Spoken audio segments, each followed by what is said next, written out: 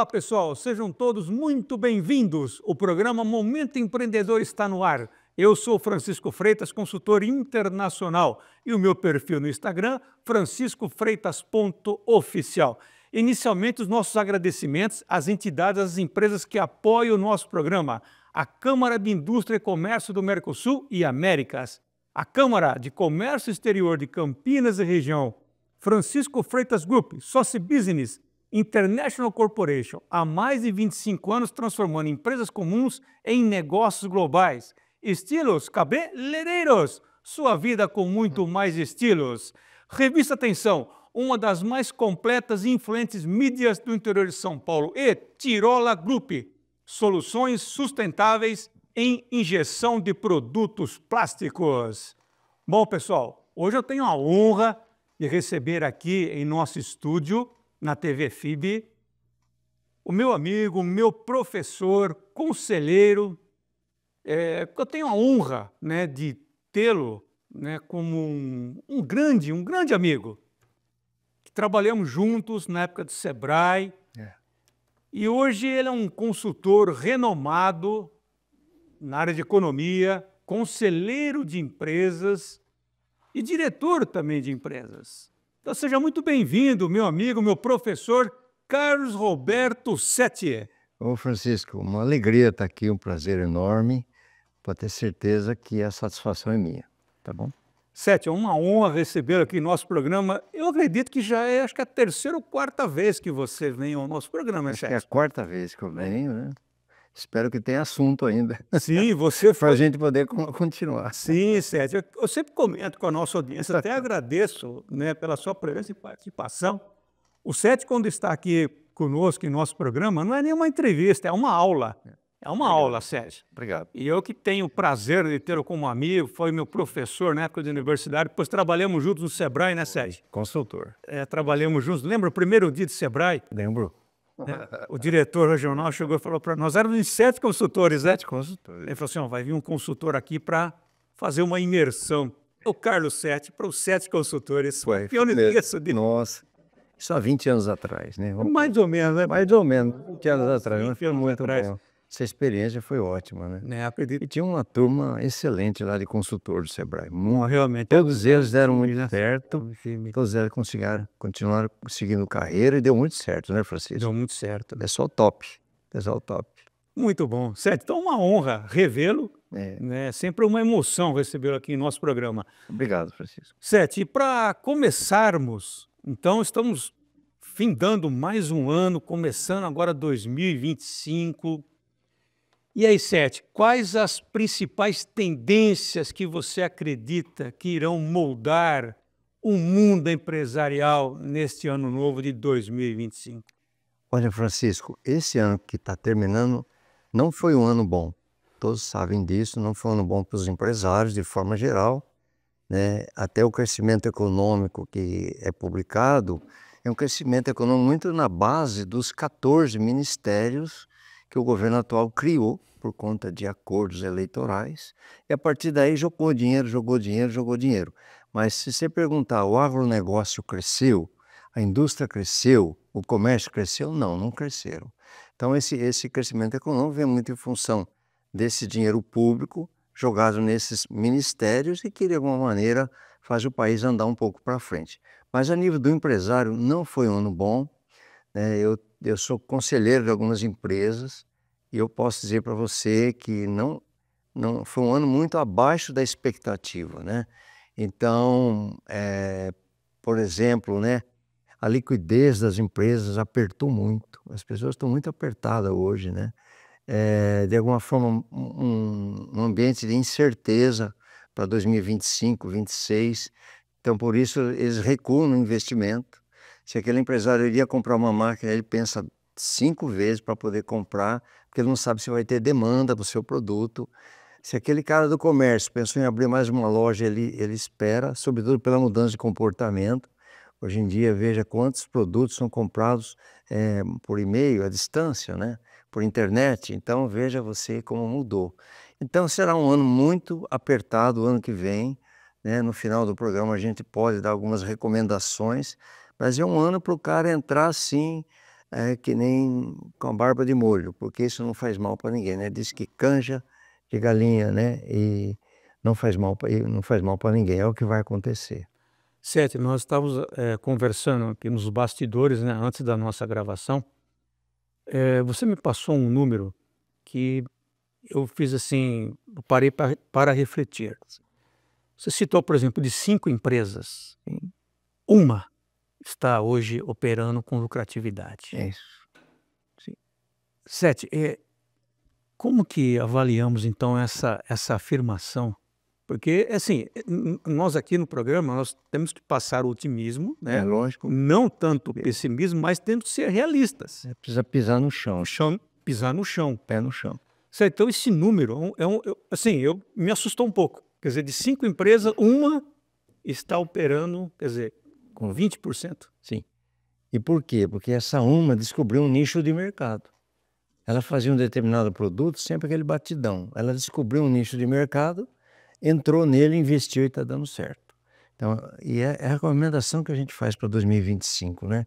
Se você quer se manter ou crescer, né, estrategicamente a gente fala assim, ou eu vou sobreviver, ou eu vou me manter, ou eu vou crescer. Se você quiser de manter para crescer, você vai ter que ter nicho de mercado e você vai ter que fazer parcerias. Em outras palavras, você vai ter que ter algumas joint venture, né? Porque isso é que dá certo. A maioria ainda vai sobreviver. Ou seja, aquele trabalho danado de redução de custo, de melhoria de produtividade, que isso é mais ou menos sobreviver e manter. É o que vai acontecer. Sete, só para nós exemplificarmos, então, para a nossa audiência, quando o professor, né, É. o consultor Carlos Sete citou, por exemplo, joint venture, seria uma junção entre, por exemplo, 2 CNPJs, mas cada qual com a sua responsabilidade, né? Isso. Isso faria uma junção Sim, para um determinado negócio, mas cada um é responsável, né, pelo seu pedaço. pelo seu pedaço. Eu vou dar um exemplo que todo mundo pode entender, porque é um exemplo assim de um produto bem conhecido. Vamos dizer, os vinhos, né? O Rio Grande do Sul tem muita joint venture com Itália e com França. Por quê? Porque o gaúcho, ele tem a terra para plantar uva, uva boa, a tecnologia dele ficou superado, aí vem uma empresa francesa ou italiana, propõe para ele um joint venture, ou seja, você dá a terra, você me planta, coloca a uva, eu invisto na sua tecnologia e dou mercado externo para você. Isso o cara cresce. Não tem como não crescer. É através de parcerias. Parcerias. Estou dando um exemplo assim comum que todo mundo pode entender, né? O que é uma joint venture, né? Agora, Sete, eu até fiz essa contextualização justamente para entrarmos nessa, vamos dizer assim, próxima pergunta, né? Então, quais seriam então os setores mais promissores para os empreendedores em 2025? Há algum nicho de mercado que você acredita estar em ascensão? Olha, em primeiro lugar, difícil dizer, na verdade, um setor. Eu penso que dentro do próprio setor que a empresa está, ela pode descobrir um nicho de mercado e crescer. Não precisa sair do DNA dela. É até bom não sair do DNA. Fazer parceria sim, mas digo assim, ela tem que crescer em cima do que ela sabe fazer, do mercado que ela conhece até então. Ela tem que descobrir nichos de mercado, né? Então, por exemplo, eu conheço uma empresa que ela fazia painéis elétricos, painéis elétrico-eletrônicos. Ela foi para o data center.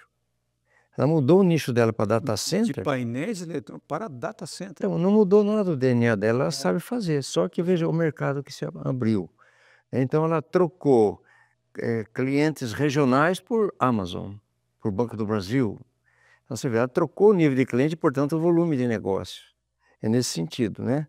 Eu tenho também outro exemplo para dar de uma empresa que tem sistema de informação, né? Aqueles sistemas tradicionais, o ERP, né? Que é muito tradicional, o CRM, que também é tradicional, que cuida da parte comercial. Como a pessoa não tinha muito o que ir, ela se juntou numa parceria com pessoa que faz Business Intelligence, BI, pessoa que está mais ligado à inteligência artificial. Então ela não precisou desenvolver um profissional ou um departamento só disso, ela juntou os dois. Então eu tenho isso para te oferecer, tenho o meu cliente, você tem o seu BI e agora desenvolvendo produtos de inteligência artificial, você tem seus produtos. Estão ficando grandes. Aqui de Bauru, estão ficando grandes. Então o cara usou a inteligência para poder descobrir que espaço de mercado eu posso ter, sem perder o seu DNA. Agora, Sete, a pergunta aqui do aluno para o professor, né? Até até uma dúvida que eu tenho. Por exemplo, o maior desafio, então, pegando um gancho na sua fala, o maior desafio dos empreendedores, empresários, né, para os próximos 5 anos, vamos dizer assim, limitando aqui uma timeline, vamos dizer assim, nos próximos 5 anos, será exatamente a composição dessas joint ventures, dessas parcerias. Agora, vem a pergunta, Sete, por exemplo, eu estou entendendo que um dos caminhos seria, então, você buscar uma joint venture, uma terceirização, como queira assim chamar, né? Mas buscar aí uma composição. Sim. Agora, vendas é o rei, né? É o rei de toda empresa. Este é o único setor que você não deve, então, vamos dizer assim, pensar em compor. Isso você tem que manter essa inteligência dentro da empresa. Eu não sei se eu estou conseguindo, Sete, assar o contexto da pergunta. Então, a vendas Porque, é um setor crítico hoje. Exato, porque eu entendo assim, que não existe empresa sem vendas, né? Não tem. Não é? Então, vendas é um setor crítico hoje. E às vezes o cara faz joint venture para aumentar a sua venda. A história do vinho no Rio Grande do Sul, a maioria das vinícolas gaúchas tinha um mercado interno forte, mas eles não tinham tanto mercado externo. Quando ele juntou com o francês ou com o italiano, que tem um mercado lá, que tem uma tecnologia de ponta, imagina qual foi o crescimento de vendas. Acho que vendas é fundamental. Quem ficou no mesmo tamanho, quem ficou batidão, naquele batidão, perdeu vendas esse ano. Seja o B2B ou B2C. B2B, pessoal, business com business, né? Negócio. E B2C é o consumidor. Perdeu vendas. Perdeu vendas, porque ficou naquele batidão, não fez nada, não inovou nada. Então esse batidão é que está atrapalhando muito, porque o cara não inova, o cara não cresce, e isso daí é danado, isso é para manter um certo sistema. E daí tem um envolvimento muito complicado, porque a hora que você para seu comércio, você para de vender, você começa a ter problemas internos de alcançar seu ponto de equilíbrio. Qual é o meu ponto de equilíbrio? Se eu tenho uma estrutura para produzir X, se eu tenho um corpo de força de trabalho, de mão de obra para produzir, mas caiu a venda. Aí ele chega a um ponto que ele tem que cortar pessoas, ele tem que não inovar a sua tecnologia. Por quê? Porque exatamente é o tal do ponto de equilíbrio. Isso vai acontecer, Francisco. Eu tive a oportunidade, Sete, de lhe entrevistar já diversas vezes, né? Eu me lembro bem quando você hoje é um conselheiro de um grande player no mercado na área de massas alimentícias, de alimentos. E lá você foi diretor por mais de 15 anos. 15 anos. E eu me lembro bem que uma dessas nossas entrevistas, você estava exatamente fazendo um processo de uma grande reengenharia e transformação, né? Lançando novos produtos. Isso já há alguns anos atrás, né, Sete? Verdade, uns 7, 8 anos atrás. 7 anos atrás. Então, e esse movimento, me lembro bem que você falou assim, Francisco, esse movimento, ele levou quase uma década. Pois é. Você lembra disso, Sete? Lembro disso, muito. Não é? Sim. Lançamento de produtos novos hoje, você tem que ter, assim, a sensibilidade do consumidor final. O que realmente o consumidor quer. Se você souber fazer a leitura correta do que o consumidor quer, produzir rapidamente, dá certo. Porque por que eu trouxe essa reflexão? Porque quando nós comentamos a necessidade de uma atualização, né, dos empresários e empreendedores, dá a impressão que é assim, né, Sete? É uma coisa que ocorre assim de um mês para o outro, né? Não, não é. Por exemplo, na empresa que eu sou conselheiro, para você lançar um produto no mercado, demora uns 6 meses. Quer dizer, só para lançar, porque depois até... Você tem que ver o que o consumidor espera, você tem que saber que matérias-primas você vai usar e quais os fornecedores que você tem. Você tem que perguntar se tem maquinário novo ou não, se tem que ter mão de obra especializada ou não, e depois o preço. Se você também soltar uma coisa acima do preço, você queima o lançamento. Então tem que analisar tudo isso daí, né? E a partir daí você lança. Por isso que é importante, né, Sete, os empreendedores, os empresários, cada vez mais buscarem conselho e orientações de quem já percorreu na prática e que tem a poeira de chão, né? Poeira de Eu sempre comento É, isso. sempre. Eu acho que isso cada vez mais hoje ele é fundamental para prevermos, né, esses movimentos e já anteciparmos, né, Sete? Eu vou dar um exemplo aqui, porque é bom também numa entrevista como essa, um programa seu, quem fez a leitura correta e atravessou e está atravessando todas as gerações foram os celulares. Veja como os celulares eram a leitura correta do mercado. É verdade. Se você olhar 20 anos atrás, os antigos Motorola eram uns tijolões. Lembra? Era um tijolão. Eles só serviam para receber e não tinha outra coisa que ele saiu do telefone que ficava na tua empresa. Você estava indo para São Paulo pela Castelo Branco, você atendia lá na altura de Sorocaba, simplesmente um telefonema, coisa que antes não dava. Veja a evolução que houve nos celulares. Então, por quê? Porque o pessoal do celular soube fazer a leitura correta da expectativa do consumidor. Cada empresa tem a possibilidade de fazer isso. Claro, talvez com uma expectativa menor do que os celulares, porque o celular, o céu é o limite, né? Mas você pode ter uma fábrica, uma empresa de máquinas e saber o que o leitor, o seu consumidor quer. Acho que é essa leitura que o pessoal não faz. Sete, antes do nosso intervalo, quero te fazer mais uma pergunta, então pegando mais um gancho na sua fala. A personalização de produtos e serviços será ainda mais importante para as empresas de 2025? Com certeza, o consumidor final quer estar usando um produto que ele se sinta único, né? A gente percebe muito isso na moda, né? Você vê o cara que compra um tênis, o cara que compra uma camiseta, o cara que compra um vestido, uma calça jeans, ele quer ter uma coisa que ele se sinta bem dentro daquilo, como se ele fosse o único, mesmo que ele não seja. Mas ele quer se sentir o único. Acho isso cada vez mais, essa personalização, né? E aí passa por um monte de tendências, por exemplo, no ramo de alimento.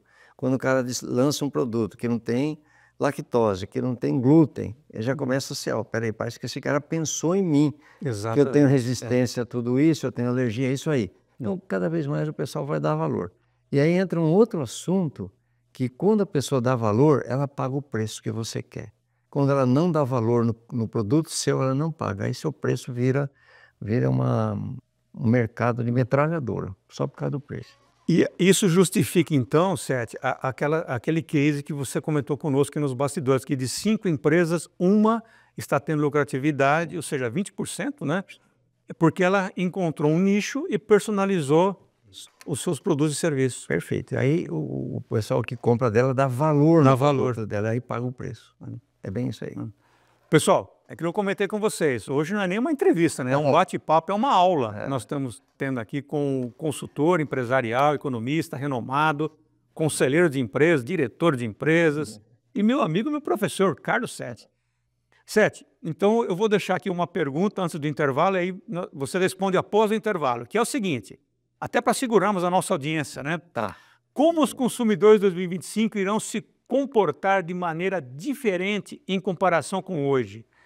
E quais são as principais mudanças que você prevê no comportamento do consumidor? Pessoal, fiquem ligados, hein? Isso é muito importante para esse novo cenário 2025.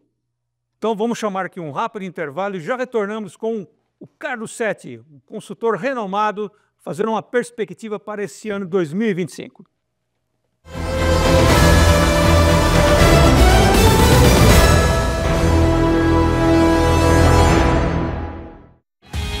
Curta a Real na FIB. Prepare-se para um futuro profissional de oportunidades reais. Forme-se em um dos 20 cursos de graduação da FIB e aprenda com os melhores professores, na melhor infraestrutura de Bauru e região e em disciplinas 100% presenciais. Única com 5 cursos nota máxima no MEC. Trabalhe já nos primeiros anos. Curta a Real. FIB Vestibular 2025. Inscreva-se fibbauru.br.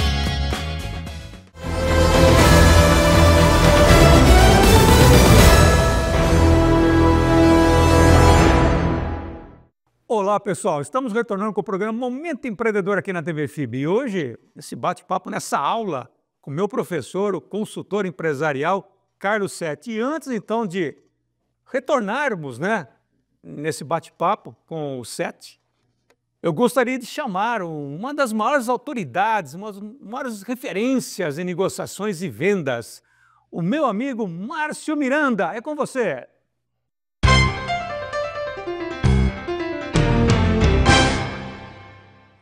Sempre que eu pergunto qual é o oposto do amor, a resposta vem errada. Todo mundo fala que é o ódio, e não é. O oposto do amor é a indiferença. O mesmo acontece numa negociação. Se o outro lado está levantando objeções, defendendo de forma assim enfática o seu ponto de vista e questionando o que você fala, é porque existe interesse em fazer negócio. Fique mesmo preocupado é quando o outro lado não falar nada, ficar quieto. Falta de interesse é demonstrada por apatia. E a indiferença é a mesma coisa. E não e nunca por objeções.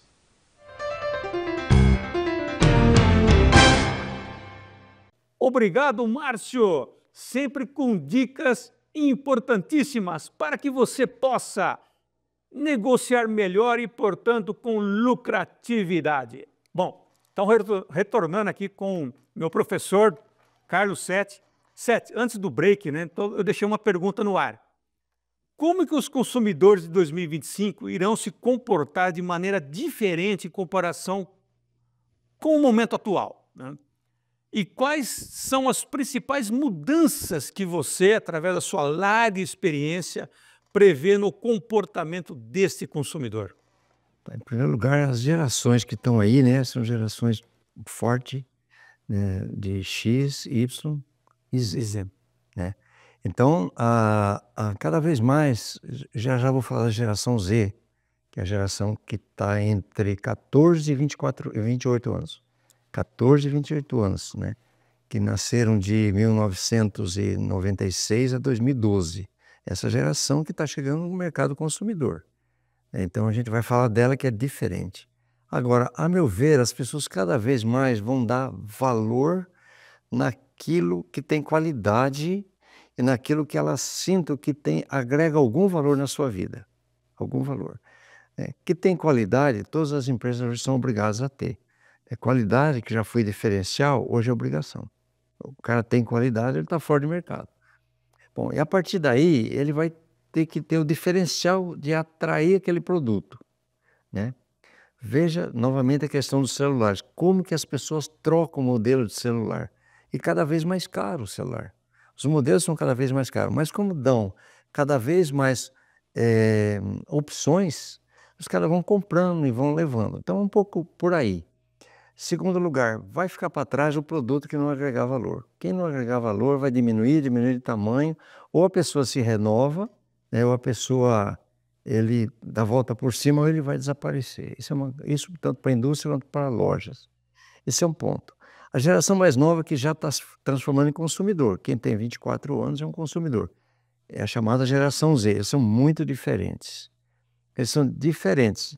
Por exemplo, se você tem um funcionário, um colaborador de geração Z, é difícil trabalhar com ele, é difícil tratá-lo. A característica dessa geração, que é a que tem por último, é a geração que ele não quer trabalho, ele quer emprego, ele quer ter um salário no fim do mês para ele comprar o tênis dele, ou sair com a namoradinha dele, tomar Coca-Cola e comer um sanduíche.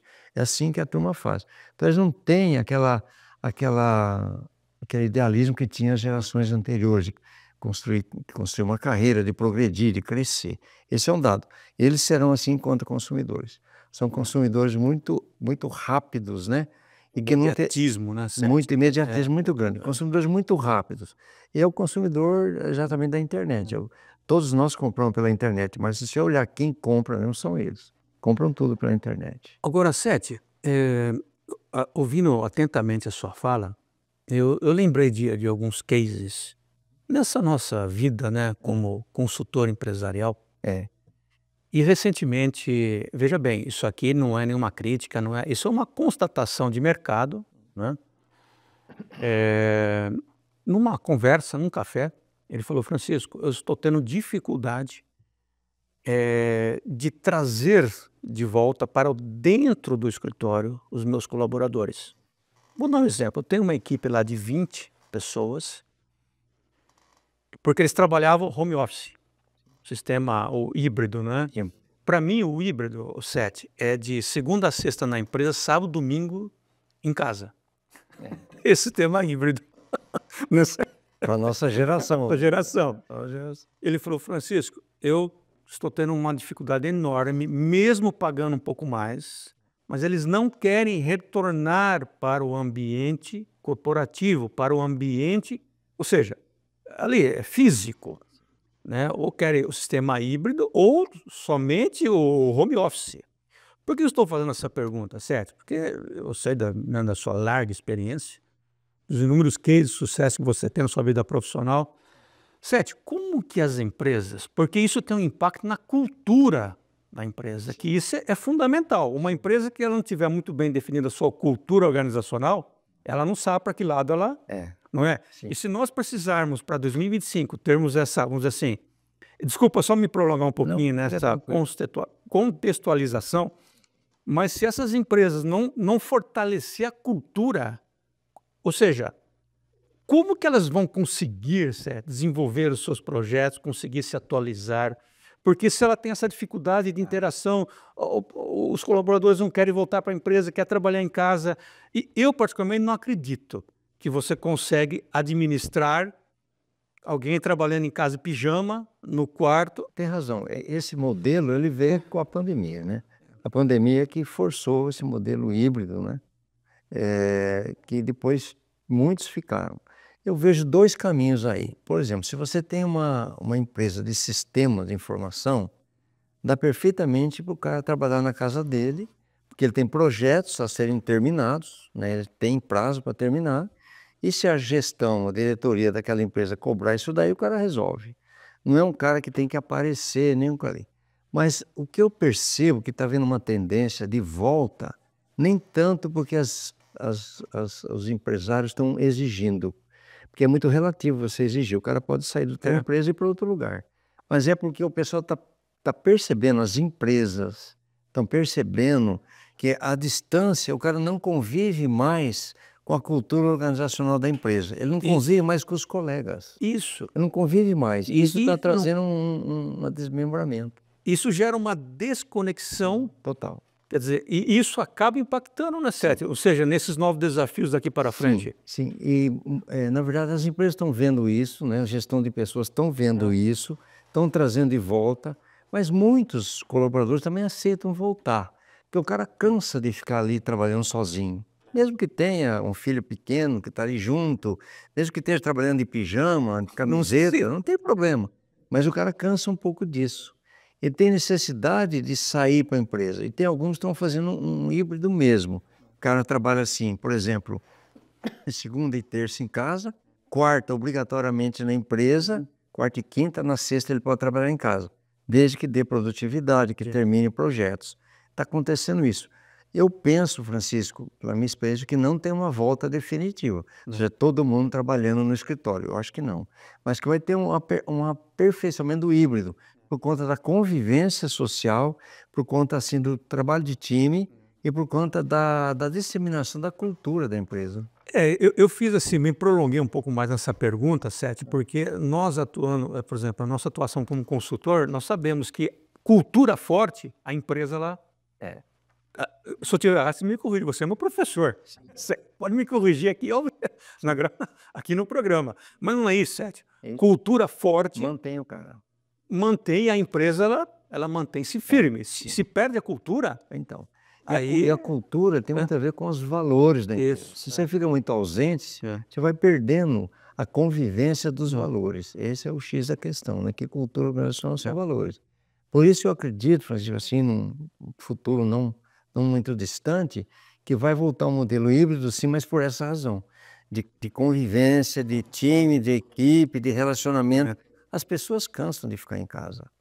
Essas cansam. Canso. Nós precisamos Canso dessa de trabalhar, convivência, exato. Canso de trabalhar, precisa da convivência. a troca de informação. E esse modelo, acho que volta, mas Volta. metade, metade. Metade, metade. Assim, porque não é mais definitivo nem cá nem lá.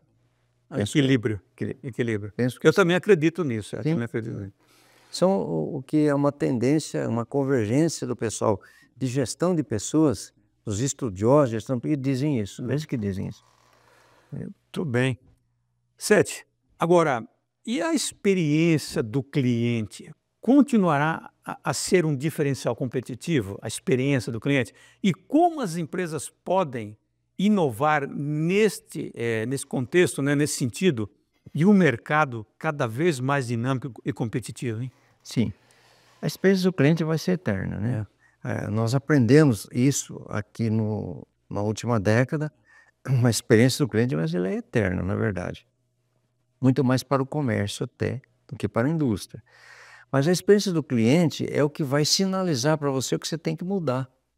É a experiência do cliente que sinaliza que você tem que mudar, né? Então, eu acho que aquela máxima que há uns 20 anos atrás era atendimento ao cliente, isso daí ou você tem ou você está fora, não tem como, né? Agora, o que é a palavra, que é o significado de atendimento ao cliente? Já que é só abordagem, é muito mais do que somente abordagem, né? Um cliente que entra na sua loja, se você for uma empresa atualizada, você já tem 50% da venda feita. O cara entrou na tua loja. Daí para frente é com você. Então você tem que ter uma abordagem boa, você tem que ter uma elegância boa, você tem que ter produtos adequados, porque senão você não fideliza o cliente. E tem uma outra máxima, né, que a hora que o cliente comprou, gostou e voltou, você fidelizou ele. E aí, a partir daí, é só você trabalhar. E hoje, né, Sete, com os inúmeros canais, vamos dizer assim, de vendas. Então, por exemplo, a partir do momento que você se fideliza um cliente, ele já tem uma experiência positiva, ele passa depois a comprar por diversos canais, pela internet, enfim, ó, né? Quer dizer, então isso fica mais fácil. Por exemplo, né, você tem um produto, uma loja que tem física e tem internet. Você faz lá seu marketing, mas se os leads, né, que são os que acessam, se você não fizer uma abordagem legal com eles, você perde eles. O cara abordou, se ele entrou no teu site, é porque ele gostou de alguma forma, de alguma coisa que está lá. Aí você não dá o tratamento certo, você não dá retorno, você não liga para ele, né? São chamados leads, você perde. E aí não adianta nada, porque aí o efeito que dá é tão grande quanto você perder um cliente fisicamente por não ter dado um bom atendimento. É igual, mas muito mais rápido. Agora, se você fidelizou, esse cara multiplica para um monte. Então, hoje, mesmo com comércio eletrônico, você trabalha dessa forma. Não muda a essência do ser humano. O ser humano não muda a sua essência. Pode mudar a tecnologia, não muda a essência. Sete, agora nós já estamos caminhando para o final do nosso programa. Como eu falei, é sempre uma aula com você, né? Obrigado. Sempre uma aula. Obrigado mesmo. Como os empreendedores devem, então, se preparar para possíveis instabilidades econômicas ou crises globais, Sete, agora para esse ano 2025, hein? Olha, a crise global para o Brasil depende muito da questão do dólar, né? Para quem exporta é uma maravilha, para quem importa é um problema. Porque, veja, você importa em moeda estrangeira e vende em moeda nacional. Não é fácil esse jogo aí. Até por conta da renda do brasileiro, que é pequeno. Então, acho que no mercado internacional está dessa forma. Alguém diz assim, então o momento é de entrar na exportação? Sim, sempre o momento de entrar na exportação, só que não é tão simples assim. Eu não vou chegar agora em janeiro e falar, vou exportar. Não é bem assim. Você tem que criar, né, um trabalho, nisso você é especialista, você tem que criar um trabalho, uma prospecção, você tem que criar uma estrutura para você ser um exportador. Então é fácil? Não é fácil, mas é uma oportunidade, é uma grande oportunidade. E no mercado interno, para o empresário, eu vou ter chamado de empresário, né? Porque o empreendedor é apenas um pedaço do empresário, né? É um empreendedor, o empresário tem que ter característica de empreendedor. Então eu vejo assim que muito cuidado com a política econômica.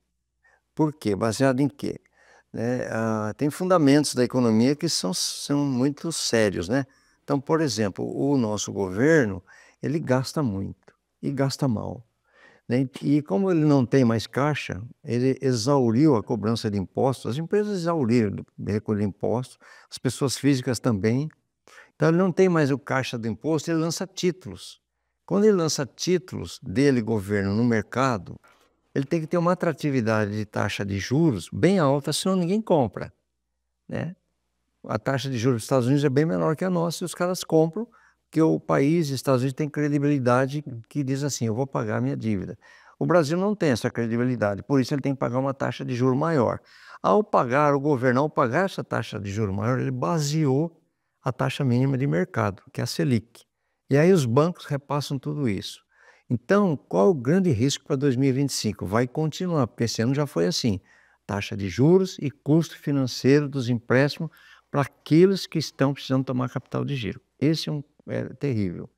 Porque se de um outro lado a renda baixou, eu não posso repassar todo esse custo no meu preço de venda, porque ainda quem baliza o mercado, quem baliza o preço de venda é o mercado, e se eu tenho um custo maior, como é que eu faço? O meu lucro diminui. Você acaba financiando a sua produção. Sim, o seu lucro diminui. Então, muito cuidado esse ano, cuidado sim com o ano que vem, né? Cuidado com o fluxo de caixa, senta em cima do fluxo de caixa. Assim, se não dá para fazer, não faz. Adia seu investimento, adia seu projeto, mas segura o caixa. Até que as coisas se esclareçam. Porque esse pacote que veio essa semana que passou aí, não agradou o mercado. Quer dizer, é meio assim, discurso político de que eu vou reduzir despesa. Discurso político. Em economia não tem isso. Então, a minha opinião é assim que eu vejo. Sete, eu estou assim me colocando na posição da nossa audiência, por exemplo, desse empresário que está nos acompanhando. Até agradeço, muito obrigado pela sua presença e participação. Deve estar se perguntando, né? Francisco, pergunta para o consultor Carlos Sete. O primeiro trimestre de 2025, o que eu devo fazer? Aperto geral, é um aperto geral, como todo primeiro trimestre. Todo primeiro trimestre é assim. Regra geral, toda regra tem exceção, as vendas das empresas caem. Os consumidores estão endividados com IPTU, IPVA, material escolar, tudo aquilo que é de praxe, mas que todo ano se repete. Então, mais do que nunca, o primeiro trimestre você é canja de galinha mesmo, não faz mal para ninguém. Depois você vai aguardar ver. Dá para estender um pouquinho, Sete? Por exemplo, até o primeiro semestre, por exemplo? Olha, é difícil, né? Deixa eu fazer qualquer previsão nesse país, né? Qualquer estimativa, né? Mas se olhar alguns indicadores, é o ano todo, viu, Francisco? O ano todo. O primeiro trimestre é mais apertado. Né? O primeiro trimestre será, na média, mais apertado. Mas o ano todo. Por exemplo, de abril, maio e junho, o dólar tende a uma estabilização, porque é o momento maior da exportação brasileira de agronegócio. Quando o Brasil coloca soja, milho, açúcar, tudo para fora. Então, é lei de oferta e procura, né? Eu exportei e entra muito dólar, equilibra o preço. É uma tendência. Fora isso, não existe cenário nenhum que diz que o dólar vai se manter em baixa. Ele pode até estabilizar, mas vai estabilizar no patamar que ele está hoje. Passou de 6. Né? Então é muito complicado, 6 por 1. Por isso que eu faço sempre questão que você venha ao nosso programa, porque você é realista, pé no chão. Né? Quer dizer, nem tanto aquele otimismo, né? Vamos que vamos, também nem aquele pessimismo, mas aquilo que é a realidade. Eu acho que isso é importante para a nossa audiência. E já caminhando então para o final do nosso programa, Sete, quais seriam então as suas considerações finais? Fica à vontade para comentar aquilo que você acha pertinente, algo que nós também não, de repente, abordamos aqui, algum indicador, enfim, fica à vontade. Olha, se eu pudesse acrescentar alguma coisa do que nós já comentamos, eu diria para você prestar uma atenção muito grande na queda de vendas. Porque se continuar tendo queda de vendas, você vai ter uma despesa fixa que está ali para você pagar. E é isso a gente chama, esse equilíbrio entre a receita e a despesa, a gente chama de ponto de equilíbrio, ou seja, ponto de equilíbrio é onde a receita se iguala à despesa, portanto, seu lucro é zero. Muito cuidado com isso, porque se isso cair abaixo da linha, você vai ficar não só sem lucro, você vai ficar sem fluxo de caixa. Eu acho que é o ponto de partida. Do resto, se isso estiver acima do ponto de equilíbrio, o resto você nada. Você vai surfar. Sete, qual o seu e-mail, contato, se alguém que de repente quiser entrar em contato. Eu sei que o seu e-mail é bem interessante. Meu e-mail é muito interessante. Meu e-mail é cr7, o número 7, @uol.com.br. Qualquer comparação com o Cristiano Ronaldo é mera coincidência, porque eu tenho meu e-mail antes do Cristiano Ronaldo ser famoso, então eu fico muito à vontade, né? E o 7, por ser meu sobrenome, é o número 7, assim como o Cristiano Ronaldo usa, né? Então esse é o meu e-mail, estou às ordens se precisar ter dúvidas, perguntas. Vou repetir, cr7@uol.com.br. Meu professor Carlos Sete, É isso aí. o meu, vamos dizer assim, mais sincero agradecimento pela sua presença e participação, como sempre, brilhantando aqui o nosso programa. E também em nome da diretoria da TV FIB, fiquem então aqui, Sete, os nossos agradecimentos e o convite para que você possa retornar. Bom, você está sempre aqui no nosso programa. Aliás, você foi meu primeiro entrevistado, lembra, Sete? É, rapaz. Para começarmos com boas energias. Isso, então entramos com o pé direito. Com o pé direito. Tudo certo. Pé direito. Tudo certo. Sete. É uma honra estar aqui, tá bom? Eu tenho um relacionamento bom com a FIB, né? Uma honra estar aqui, sou professor de pós-graduação. Seu professor FIB, aqui né? da casa. Então eu me sinto muito à vontade aqui. Vi a FIB nascer, fui professor de graduação da FIB, quando ela era ainda lá do lado da Igreja Santa Terezinha, né? Naquela praça. Então eu me sinto muito honrado com tudo isso. É um prazer sempre estar voltando aqui, né? O corpo, né, de docentes da FIB, Faculdades Integradas de Bauru, realmente é um grande diferencial. Como, por exemplo, o professor Carlos Sete. É isso mesmo, né? Obrigado, viu? Sete, obrigado. Um prazer imenso tê-lo aqui conosco mais uma vez. E para você que nos acompanhou até esse momento, nosso muito obrigado e até o próximo programa.